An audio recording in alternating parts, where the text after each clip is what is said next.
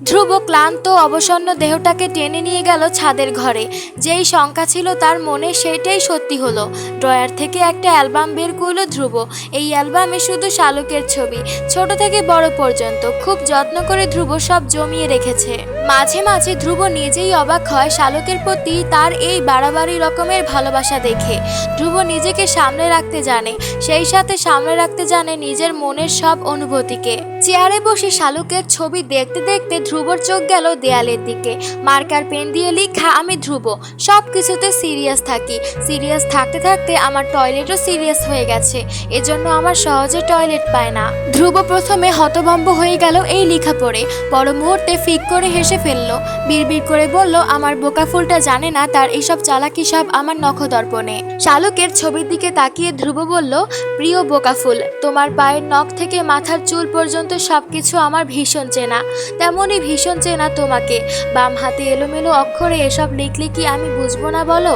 তোমাকে এত বেশি অনুভব করি যে মাঝে মাঝে আমি নিজের অস্তিত্ব ভুলে যাই। বোকাফুল, তুমি নিজেও তোমার নিজেকে এত বেশি চিনো না যতটা আমি তোমাকে চিনি। শালুকের এই লেখা দেখে ধ্রুবর মন হঠাৎ করেই ভালো হয়ে গেল। ছাদের ঘর থেকে বের হয়ে শালুকের রাজ্যের সামনে এক মুহূর্তে দাঁড়ালো।